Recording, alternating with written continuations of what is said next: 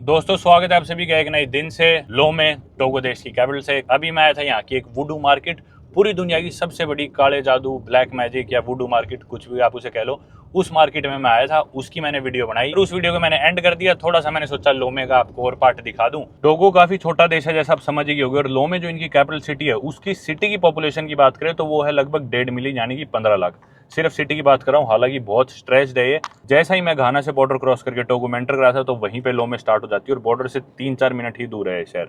और ये पूरा स्ट्रेच चलता है बेनिन कंट्री तक, अनेहो जो इनका लास्ट बॉर्डर टाउन है बेनिन के साथ। ये पूरा एरिया लोमे की कोस्ट पे पड़ता है। लैंग्वेज की यहाँ पे समस्या है क्योंकि टोगो की जो ऑफिशियल लैंग्वेज है वो है फ्रेंच, और फ्रेंच सुन के आप लोग सोच रहे होंगे कि ये भी एक फ्रेंच कॉलोनी थी, पर French weren't the first ones to come here. सबसे पहले यहाँ पे डेन्स आए थे, जी हाँ, डेनमार्क के लोग आए। उसके बाद यहाँ पे जर्मन आए। अभी भी यहाँ पे जर्मन रेलवे ट्रैक आपको देश में जगह जगह देखने को मिल जाएंगे। जर्मन्स फिर जब वर्ल्ड वॉर 2 में हार गए उसके बाद जो ब्रिटिश थे उन्होंने वेस्ट पार्ट ले लिया और उसका नाम रखा ब्रिटिश गोल्ड कोस्ट, जिसे आज के दिन घाना कहते हैं। ईस्ट वाला जो पार्ट था वो फ्रेंच को मिल गया, जिसका नाम पड़ा फ्रेंच टोगोलैंड, जिसे आज के दिन टोगो बोला जाता है, फिर रिपब्लिक ऑफ टोगो जो एक कंट्री है। इसलिए लोग यहाँ पे फ्रेंच बोलते हैं। इंग्लिश मुश्किल से ही इक्का दुक्का कोई बोलता है, हालांकि 5 किलोमीटर दूर घाना की बॉर्डर है, उधर लोग इंग्लिश बोलते हैं। इधर लेकिन मेरे को कोई भी अभी तक इंग्लिश फ्लुएंटली बोलता हुआ नहीं मिला।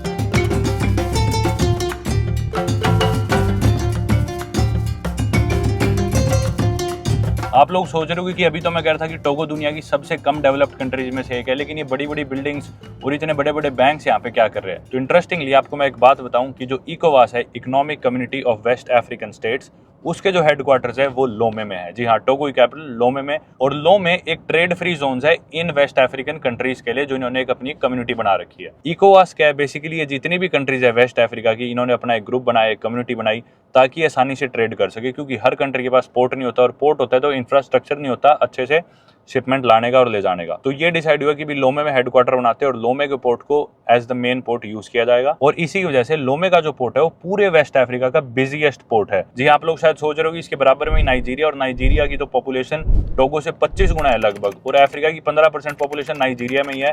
और लेगोस का जो पोर्ट है वो क्यों नहीं है बिजिएस्ट? पहले लेगोस का होता था, लेकिन लोमे जिसकी पॉपुलेशन 25 गुना कम है नाइजीरिया से, अब वो बिजिएस्ट पोर्ट है वेस्ट अफ्रीका का। और जो पोर्ट है उसकी गहराई लगभग 17 मीटर है, जिसकी वजह से लेटेस्ट जितनी भी वेसल्स या शिप्स है वो उसमें अकोमोडेट कर सकता है पोर्ट। और मोस्टली शिपमेंट सब लोमे में आती है इंस्टेड ऑफ लेगोस।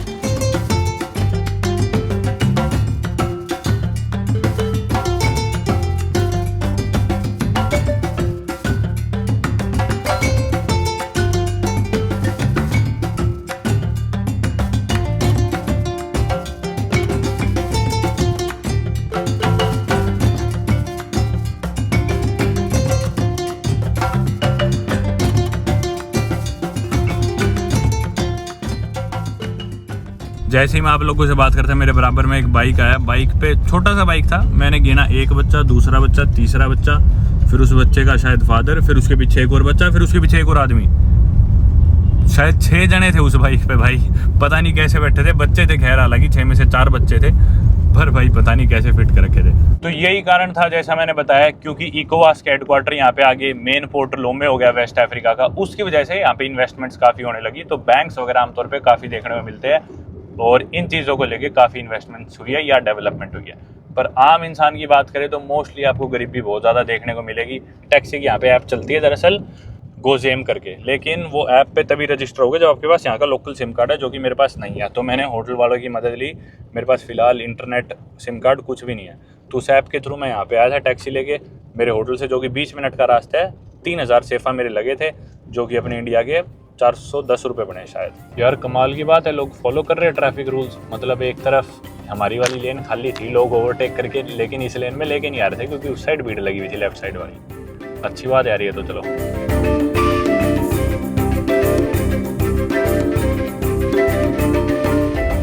भाई यहाँ पे दिखा रहा था एक नाई, सीजर्स एंड रेजर्स, और वो था भी इंडियन, पर इधर कोई था ही नहीं, कोई नाई मिला ही नहीं। आगे मैंने सोचा दाढ़ी कटा लूँगा। अब दिक्कत यह है कि अफ्रीका में ना इंडियन से, सीरियन से, लेबनीज से ही कटवाने पड़ते हैं, या स्ट्रेट फ्रंट। क्योंकि ये इनके बाल तो होते हैं घुंघराले अजीब से, तो अफ्रीकन जो नाई होगा ना वो अपने बाल नहीं काट पाते। मिल गया भाई, मिल गया सीजर्स एंड रेजर। इसके तो नाम में ही इंडिया का वो रंग दिख रहे हैं यार, पर लोकेशन गलत थी इसकी। उतरते हैं आगे भाई, यहाँ पे कटाते हैं बाल। इंडियन भाई मिल गए अपने को 2। बैठते हैं भाई, इस पे बैठे भाई। चलो भाई, बाल तो कट गए भाई और वक्त हो गया शाम के 7:30, 7:33 हो गए और दुकानें एकदम बंद, सड़क एकदम सुनसान, एकदम खाली होगी। ये मेन रोड है वैसे तो इनकी। बाल तो ठीक ठाक कटे, दाढ़ी थोड़ी सी अजीब होगी, लेकिन दाढ़ी ठीक नहीं कटी तो मैं बोला भाई एकदम ही छोटी कर दे, छोड़। अब मैं खाना खाने जाने लग रहा हूँ। इसी रोड पे आगे एक रेस्टोरेंट है इंडियन, 7 स्पाइस है कुछ ऐसे नाम है। 10-12 मिनट की वॉक है, कर लेते हैं। रात को फ़ोन वोन थोड़ा ध्यान रखना चाहिए, अफ्रीका में चलना भी नहीं चाहिए बाहर यूँ। तो फ़ोन मैं डालता हूँ एक बार जेब में और जल्दी पहुँचता हूँ खाने के लिए। यहाँ पे अभी थोड़ा चांदना सा है, थोड़ा आगे चला तो मैं, पीछे तो स्ट्रीट लाइट ही नहीं थी, यहाँ पे स्ट्रीट लाइट्स है। और ये क्या है, एजेंसी नेशनले दे गेस्ट, पता नहीं यार, ये एक तो मेरे फ्रेंच भाषा है, हर जगह गरारी अटक जाती है। एक तो आधे मैप्स गलत होते हैं अफ्रीका में। इधर की लोकेशन थी, इधर तो कुछ है ही नहीं, पहुंच गया मैं इधर पैदल। चल के पूछते हैं किसी से। बाकी हेयर कट के मेरे लगे 5000 सेफा, यानी कि इंडिया के 700 रुपये मान लो। और एक आदमी से पूछा, बोला इधर है रेस्टोरेंट। ये रहा भाई, दिख गया 7 स्पाइस। आगे भाई रेस्टोरेंट में लग तो सही रहा है, पर मेन्यू बहुत कंफ्यूजिंग सा था भाई। सारे नाम एकदम साथ में लिखे हुए, देख लो। 605 से डिवाइड करोगे तो अमेरिकन डॉलर में रेट आ जाएंगे, और अगर इंडिया के रुपए निकालने हैं तो 7.3 से डिवाइड कर लेना। ये देखो, ये है इनके स्टार्टर्स वगैरह है शायद। ये क्रिस्पी चिकन 5500, मतलब ये मान लो 700-800 से कम तो कुछ नहीं है।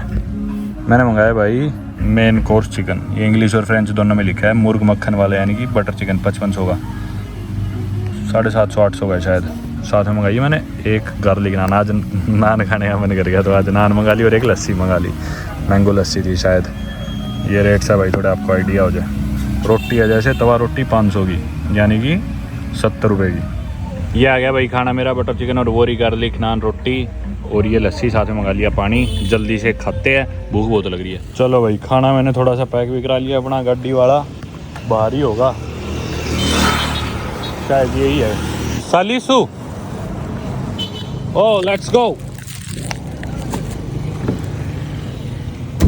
Can you open this? Open, can you open? Mercy. भाई खाने का मेरा बिल आया यहाँ की करेंसी में 15,000 सेफा से भी ज़्यादा, जो कि इंडिया के 2,000 रुपये से भी ज़्यादा बनते हैं। इतनी कम क्वांटिटी थी भाई, मैंने एक रोटी मंगाई थी और एक बटर चिकन, और बटर चिकन की क्वांटिटी इतनी कम थी कि एक रोटी भी ख़त्म नहीं हुई, एक रोटी ही बच गई, वो नान सी, और एक मैंगो लस्सी थी, एक पानी की बोतल थी। फिर मैं बोला यार ऐसे तो पेट ही नहीं भरा, मैं बोला एक पैक कर दो मेरा चिकन टिक्का, वो मैंने पैक करा लिया। मतलब क्वांटिटी बहुत थोड़ी थी यार रेट्स के हिसाब से। 2,2500 रुपये बिल आया। और खैर चलो, चिकन टिक्का तो मैंने अभी खाया नहीं, पर उसे मिला के भी महंगा ही था यार। पुलिस वाले ने अभी गाड़ी रुकवा ली हमारी, और जो ड्राइवर है वो गया, अब उसे पैसे देने रिश्वत के लिए। पता नहीं बिना बात ही रुकवा के दुखी करने लग गया। What happened? What happened? Ferush. Okay, he asked for money. Oh, how much? How much money? 1000 francs. 1000 francs. Okay. 1000. 100 or 1000? 100. 1000. 1000. Oh my God, that's a lot. Hotel was there. It was there. Okay, we can go from there as well. Go straight. इससे भाई 1000 Frank ले ली, India के 150 रुपये हो गए बेचारे गरीब आदमी से। मेरे गले में डलेंगे बाकी वो इसके कौन से गए, मेरे से हिसाब करेगा ये। बिना बात ही रोक के दुखी करने लग गया पुलिस वाला। गाड़ी गाड़ी This Gary. Gary, okay. This is Gary. Gary. Okay. Brother is it Bhaiya? Brother. Brother. Yeah.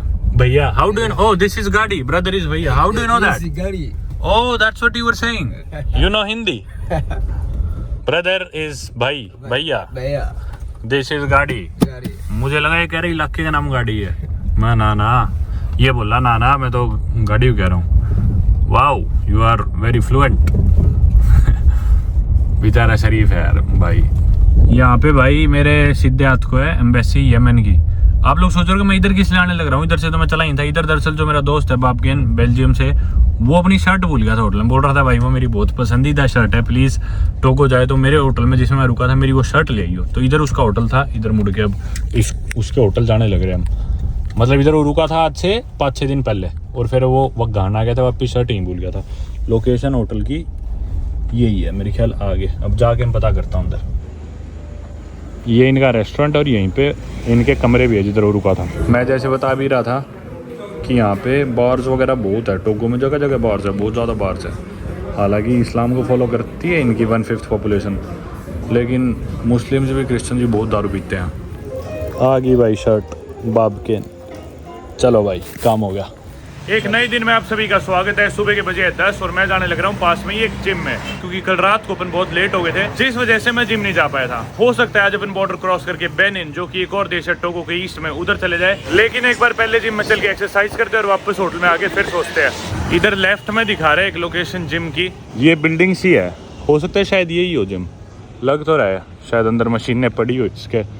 हाँ ये लिखा हुआ है फिटनेस सेंटर, गूगल पे इसका नाम भी फिटनेस सेंटर आने लग रहा है। ये है भाई जिम, थैंक यू।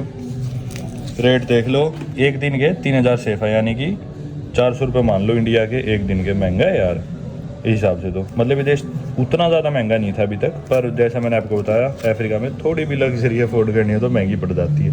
मुए थाई वगैरह भी है बाकी यहाँ पे। आप और चीज़ों के रेट देख सकते हो। 12 महीनों के 2,15,000, 2,15,000 यानी कि 30,000 कुछ से ऊपर हो गए। इंडिया की 30,000 ज़्यादा साल की यहाँ पे फीस है इस जिम की। चलो चलते हैं। जिम कुछ ऐसा दिखता है भाई अंदर से, सही है, काफ़ी मशीनें हैं।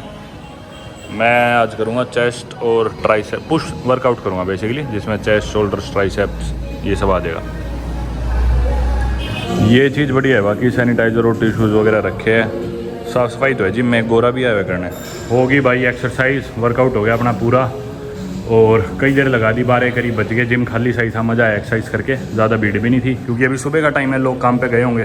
टी शर्ट आप देख सकते हो पूरी तरह पसीने में एकदम गिल्ली है, क्योंकि उमस थी, काफ़ी गर्मी भी थी जिम में। ठीक हुआ है वर्कआउट। अभी 1-2 चीज़ें लेनी है मेरे को जाके दुकान से, सुपरमार्केट से। मज़ा आया बाकी भाई।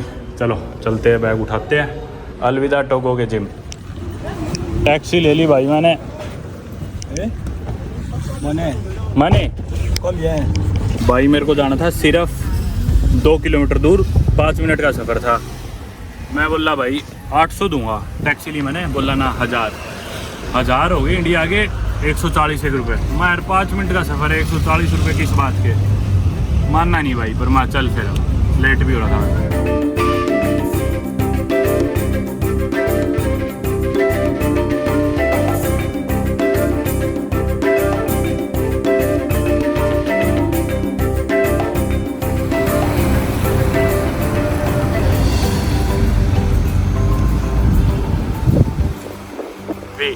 वी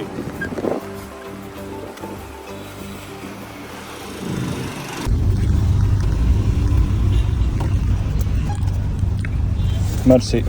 ये भाई मेरे दोस्त बाबकेन ने बताया था इधर प्रोटीन वगैरह मिल जाएगा, तो मेरा ख़त्म हो रखा था, थोड़ा यहाँ से ख़रीद लेते हैं। ये रहा भाई। आमतौर पे ट्रैवलिंग टाइम ये ठीक रहता है, मैं ये यूज़ करता हूँ क्योंकि इसकी मिक्सेबिलिटी ठीक है। क्योंकि पानी मिला के तो पीता नहीं, मैं सीधा ड्राई स्कूप करता हूँ, मुँह में डाल लेता हूँ। तो मतलब ये मेरे ख्याल US से इम्पोर्टेड होगा, असली भी होगा। ये कंपनी आमतौर पे मैं ले लेता हूँ, मिक्सेबिलिटी अच्छी है और डाइजेशन भी इसकी ठीक है।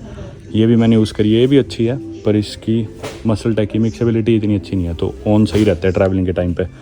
ये मैंने यूज़ किया है यहाँ पे। पर भाई ये है बहुत महंगा, 55,000 का है, यानी कि देख लो इसको आप 7.3 से डिवाइड करोगे तो इंडिया के रुपये आ जाएंगे। तो ये भाई 7,000 रुपये का, 1 किलो से भी कम, 900 ग्राम, बहुत महंगा है भाई। 6 स्टार भी मैंने यूज़ किया, वैसे अमेरिका से लिया था पहले। ये भाई US से इम्पोर्टेड है, बस इसकी इतनी गारंटी है कि ओरिजिनल है और मिल रहा है अफ्रीका के इस देश में भी। सिर्फ इस चीज़ के पैसे है भाई, है तो बहुत ज़्यादा महंगा यार। 2.5 किलो 78,000 का, यानी कि 10,500 के करीब, और 900 ग्राम है भाई 7,000 का। 7,000 का 900 ग्राम और 2.5 किलो 10,500 का। ये क्या मतलब है भाई? ये तो डबल से भी ज़्यादा महंगा हो गया शायद। भाई अमेरिकन स्टोर है बिल्कुल, जो मैं अमेरिका में प्रोटीन बार मेरे बैग में अभी भी पड़ी है, मैंने न्यूयॉर्क से खरीदी थी इस कंपनी की, सेम वही सारी चीज़ें भाई जो अमेरिका में लोकल दुकान में मिलती है वो यहाँ पे सारी है। बाकी ये सारे सप्लीमेंट्स, ये गंद है, ये कुछ भी मत खाना भाई, ये जहर है सारी चीज़ें। सिर्फ वे प्रोटीन लेके आप ट्रैवल कर सकते हो, बाकी जितनी भी चीज़ें हैं ना सब गंद है, सब जहर है। मास गेनर और ये प्री वर्कआउट टेस्टोस्टेरोन बूस्टर, ये सब बकवास है, कुछ मत लेना कभी भी। भाई मैंने ले लिया सामान, वे प्रोटीन बड़ा ही ले लिया। 82,000 का बिल आया, 82,000 सेफा। इंडिया के मान लो कितने 12,000 का सामान लिया है। मतलब एक वे प्रोटीन था 10,500 का, साथ में 2-4 मैंने रास्ते के लिए चॉकलेट्स ले ली। अब मैं ढूंढ रहा हूँ होटल जाने के लिए कोई बाइक या गाड़ी। ये भाई मेरी मदद कर रहा है, जो कि इंग्लिश बोल रहा था, अंदर काम कर रहा था और ये शरीर से भी तगड़ा था, तो मेरी इससे दोस्ती होगी। Should I take a bike moto? Can you take motor? Yeah, moto is no problem. Moto? So we could maybe 400 or 500. 400 better, yeah. Moto? Come. Okay. Can you Lake Lindi bar and restaurant? Ele biasa tu baru biasa. Nanti kalau biasa lekone le ya. Your location is okay. I have the location. Okay. It's 5 minutes. You can find it. Yeah, I will find it. You must put it. Okay. Okay, write me. Thank you, brother. You are welcome. Thank you. भाई ये bike नहीं start हो रही, बंद है क्यों करी थी यार? फिर उतरूं फिर? अच्छा तेल खत्म हो गया शायद। या ये चीते मान गए। चल खींच के ले ले, straight. Yes.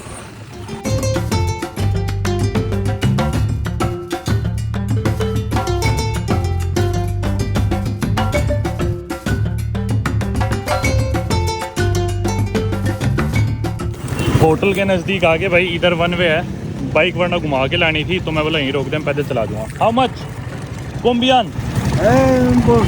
You see this yellow building? It's there. Yeah, right here. भाई मेरे पास खुले नहीं थे। Okay, we go slow, no problem. खुले नहीं थे भाई, और इस भाई के पास भी नहीं थे, तो मैं बोला होटल में पड़े होंगे तो एक बार होटल में चल, वहाँ जाके दे देंगे। तो ये मेरे को पूरा कमरे तक ही छोड़ रहा है।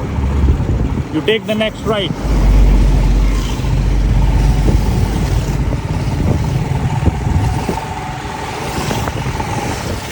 Yeah, right from here.